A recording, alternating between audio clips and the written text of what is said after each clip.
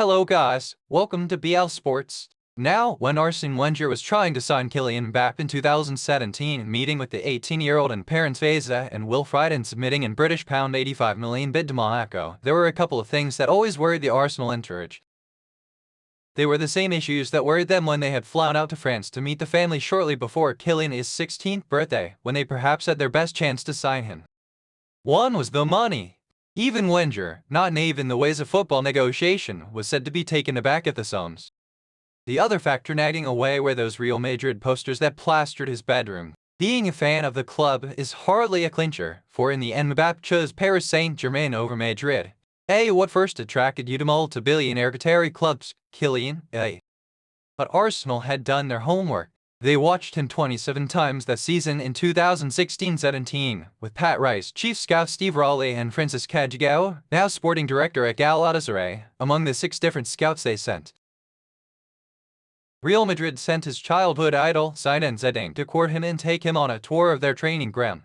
Yet even that didn't need to win the day, so Wenger always felt as if he was pushing water uphill when Mbappé had a choice of his hometown team and seemingly unlimited money or the club of his boyhood dreams and considerable sums of money is slightly less. Arsenal had a foot in the door only because Mbappé is of a generation of Cameroon Frenchmen for whom Wenger, the man who conquered England playing exquisite football, was something of a legend. Wilfried was said by those close to the meeting to be a genuine admirer of Arsenal and Arsene. In the end, the family went for home and the cold hard cash of Qatar rather than his heart.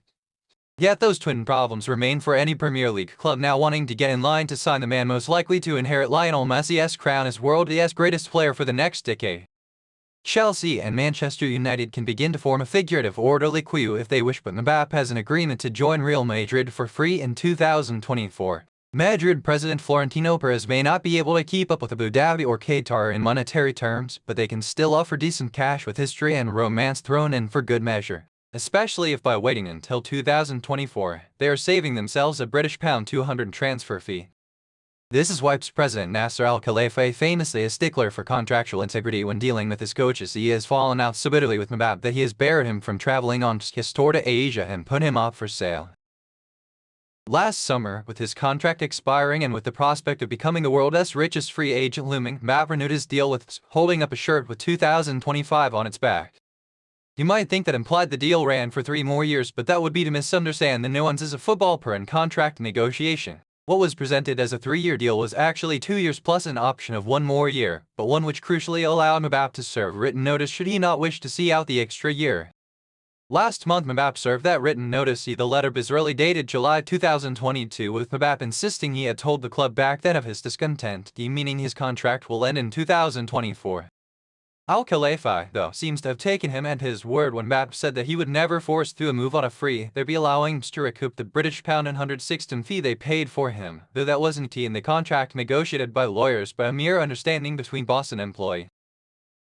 All of which is rather casts Al-Khelaifi as some unchaperoned ingenue left to fend alone among the other characters of the dance of the European football transfer market, when in fact he is president of Qatar Sports Investment, a key corporation of one of the richest and most strategically important nations on earth, a member of UEFA as executive board and chairman of the European Clubs Association. Whence took Lionel Messi, Sergio Ramos, Gianluigi Donnarumma, and Georginio Wijnaldum on free transfers in 2021, he was presumably aware these things can work both ways.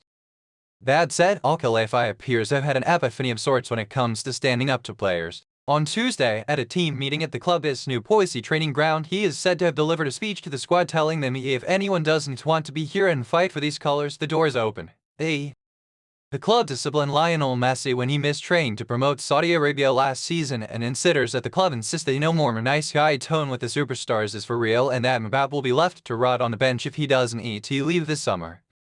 Al-Khelaifi is determined to get a transfer fee this summer. His problem, as one astute observer said when Vladimir Putin left the 2018 World Cup voted day early knowing that Russia had already won over a corrupt electorate, is that all the fish have been sold in this particular market.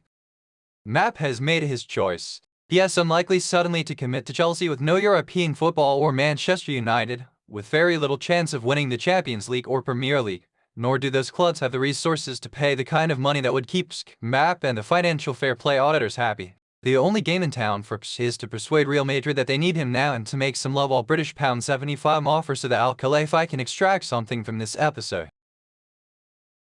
Spurs may not be able to wait a whole year, but despite being the giants of European football, his club are, relatively speaking, cash-strapped and rebuilding the Bernabeu Stadium at a cost of British pound and billion. And Mbappe's enormous salary at Real Madrid will have been agreed on the basis that there will be no massive transfer fee.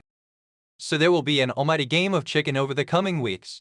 Will Mbappe really be ready to rot on the bench in the run-up to the Euros and Olympics with the soldiers abusing him from the stands? Will PSG's new manager Luis Enrique really be happy to see the world's best player sat out?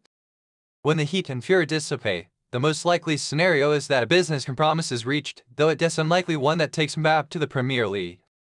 He is destined for Real Madrid either this summer or next. If the latter, chances are will grudgingly find a way to reintegrate him into the squad and at least get some bang for their buck for one last year. Thanks for watching. If you are new here, make sure you subscribe, comment, and like anytime I drop a video. Thank you.